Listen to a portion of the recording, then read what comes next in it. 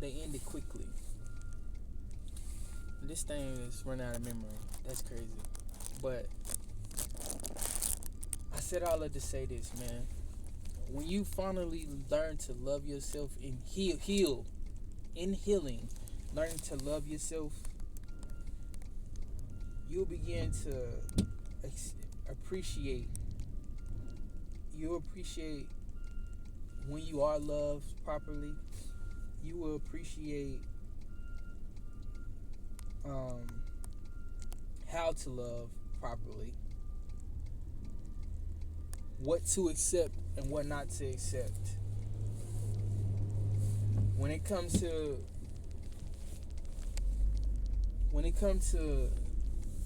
just accepting things because it's there, that's when you done messed up. Don't do that.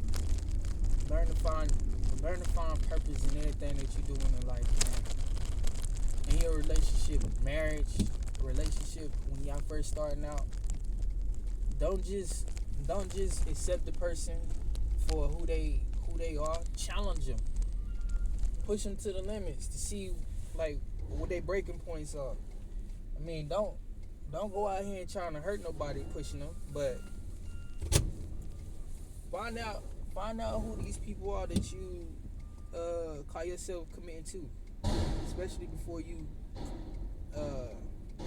pursuing a marriage. I mean, like I said, I don't knock my situation that I was in, but I learned and grew from it, and God gave me an out. I prayed and asked God, like, Lord, if this ain't for me, like, show me what I need to do to exit this relationship. And instead of me doing it, He did it. He made her to say, look, I don't want you, and this ain't gonna work. So I was to the point I was still trying to fight for it, but God said, take your hands off of it. When they say take your hands off of it, vengeance, when the Lord say vengeance is mine, trust Him on that. Trust His word. His word don't lie.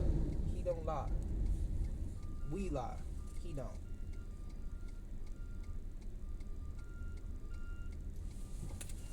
And once you get to the point of really trusting God and His leading and guiding in the Spirit, man, it'll all make sense to you. That was a breaking point for me. That was the last time that I was broken. That was the biggest heartache. The biggest pain I ever had was for my wife to tell me that she didn't want me. That was the biggest thing that ever happened to me. Like, that right there woke me all the way up. Because this is somebody I committed in front of witnesses and God. But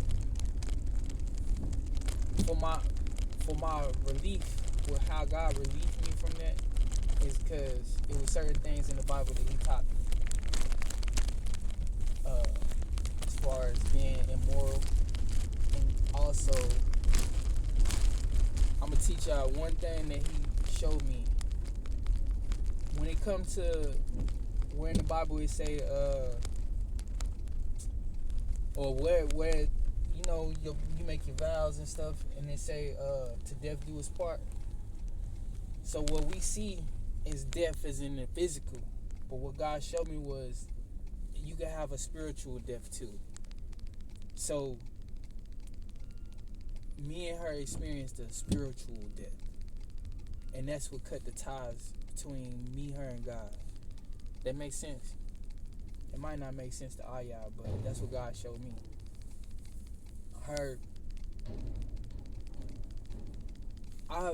I leave it in God's hands, man. God's the judge of it all. He leads and directs. He'll restore. He could do all of that. But I prayed and asked God, if this ain't for me, to remove me from this situation, show me how to, and He did. So I don't want to go back against what God said. I still have love for her. She have my children. She's the mother of most of my children, right? But I had to respect God first. And if my soul was being grieved in this relationship and wasn't being cared for the way God wanted to be cared for by me or her, then somebody had to make a decision. It's either me gonna continuously chase after her, or I'm gonna trust God in this. And I'd rather trust God because she don't got no heaven, no hell to put me in. And at the end of the day, I don't have to answer to her. I got to answer to God because I'm her covering. So if she ain't trying to follow my lead, then I have to take my hands off and let her do whatever she got to do, because clearly I'm not the one for her. I don't knock her for her decisions, though, because maybe God got something even better for her, somebody that could lead and guide her the right way. You feel what I'm saying?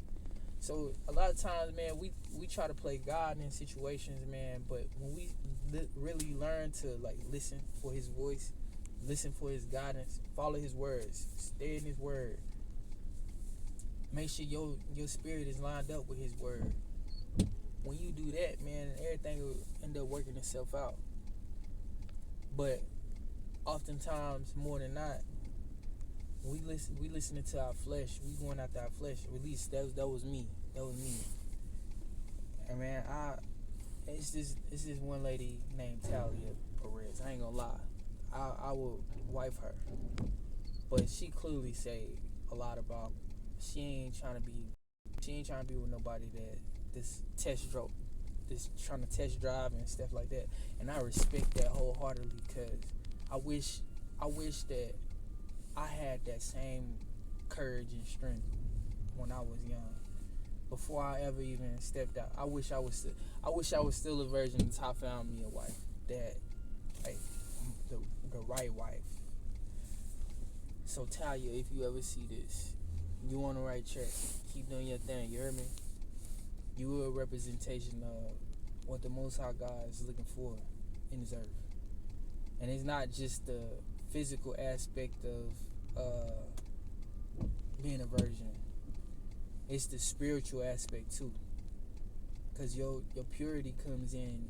It starts in your mind, because where your mind goes, your body follows. And if your mind in the right place, your body gonna follow that. But when your mind is somewhere dark and just want to go please your flesh, then guess what happens?